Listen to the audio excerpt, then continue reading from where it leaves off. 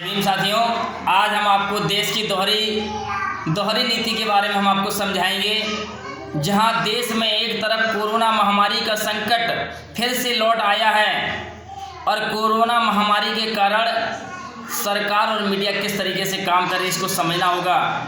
एक तरफ media highlight कर रही है कि कोरोना का बढ़ता हुआ प्रकोप, और वहीं सरकार बच्चों को हिदायत दे रही है कि बच्चे विद्यालय ना जाएं, बच्चे अपने एंड्रॉयड फ़ोन से ऑनलाइन अध्ययन करें। लेकिन आपको समझना होगा, बच्चों के भविष्य के साथ खिलवाड़ किया जा रहा है।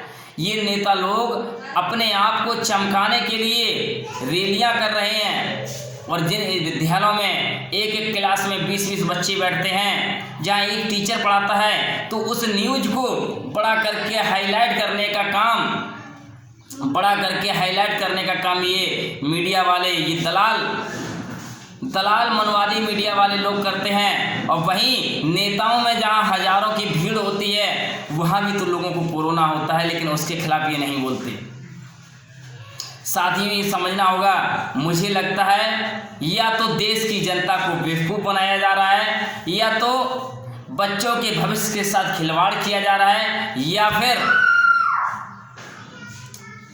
या फिर कोरोना नाम का एक हवा लोगों के दिमाग में बिठाया जा रहा है। यदि कोरोना बीमारी है तो इसको स्वीकार करना होगा, और इसको स्वीकार कैसे किया जाना चाहिए ये मैं आपको राय देता हूँ, और इस राय को समझना होगा। यदि कोरोना बीमारी है तो जब बच्चे ऑनलाइन अध्ययन कर सकते, एक 5 साल का बच्चा जिसको अबोध बालक, जिसको अभी अपने भविष्य के बारे में नहीं मालूम, लेकिन तब भी अपने भविष्य को बनाने के लिए ऑनलाइन मोबाइल का प्रयोग कर सकता है, तो सोचिए, ये नेता जो हमेशा से समाज को लूटते आए हैं, देश को बेचते आए हैं, क्या ये अपना प्रचार मोबाइल से नहीं कर सकते?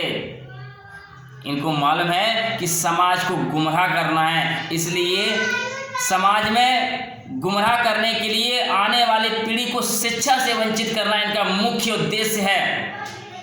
क्योंकि ये लोग अनपढ़, जाहिल, अंगूठे टेक लोग हैं। ये लोग चाहते हैं कि देश में यदि हुक्मरान रहना है तो आने वाली पीढ़ी को शिक्षा से वंचित करना है। वास्तविकता में यदि कोरोना है तो जिस प्रकार से बच्चे अपना अध्ययन ऑनलाइन कर रहे हैं, वैसे ही नेताओं को भी अपने लगातार प्रचार प्रसार ऑनलाइन करने चाहिए। इनकी रैलियां बंद हो जानी चाहिए। जब 30 बच्चों की क्लास में बच्चों को कोरोना होने का डर होता है, तो 30,000 वाली भीड़ में लोगों को कोरोना नहीं होता, इसका क्या प्रूफ है? ये पूछता है भारत। बांग्लादेश में हजारों की संख्या में लोगों की भीड़ करके, झुंड करके लोगों के साथ मीटिंग की गई, महाराष्ट्र में की गई, और जगह जगह मीटिंगें की जा रही हैं। मीटिंगों के दौरान किसी की कोई जांच नहीं होती। क्यों? अगर वहीं शिक्षा की बात करते हुए कोई अगर शिक्षक बच्चों को अध्ययन कराता है तो उसे कोरोना दिखा दिया जाता है। कोरोना का भय दिखा करके बच्चों को शिक्षा से वंचित किया जा रहा है, और उनके माँ बाप से अवैध वसूली की जा रही है। ये देश में दोहरी नीति है, इसको समझना होगा। यदि कोरोना है तो देश के नेताओं को 4 दीवारी के अंदर बंद कर देना चाहिए, ताकि देश की जनता को कोरोना से बचाया जा सके।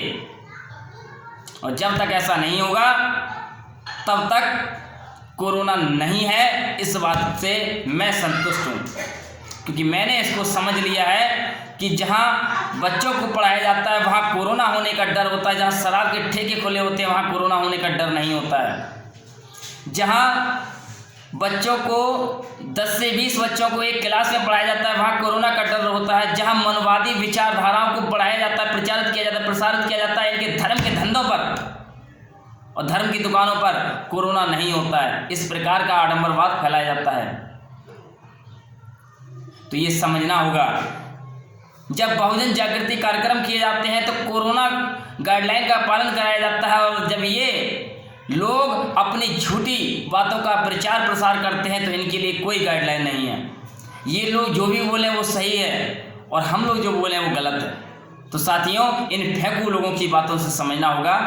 और मैं आप लोगों से पुनः कहूँगा कि आप लोग अपने बच्चों को शिक्षा के प्रति जागरूक कीजिए, और इन भ्रष्ट नेताओं के चक्कर में ना पड़ें। ये लोग समाज को बेचते आए और बेचते रहेंगे। जो अपनी माँ का नहीं हुआ वो किसका होगा, जो अपनी पत्नी का नहीं हुआ वो किसका होगा। समझ में आ रहा है कि नहीं, ये समझना होगा। जो व्यक्ति अपने घर का नहीं हुआ वो किसका होगा। ऐसे दलाल गद्दार नेताओं से सावधान रहें, और ऐसे दलाल गद्दार मक्कार नेताओं को सुधारने के लिए मैं लगातार जनसंपर्क कर रहा हूं और करता रहूंगा। चाहे ये 1 दिन का लॉकडाउन लगाएं, चाहे 1 साल का, समय रुक सकता है लेकिन मेरा जनसंपर्क नहीं रुक सकता। जय भीम, जय संविधान।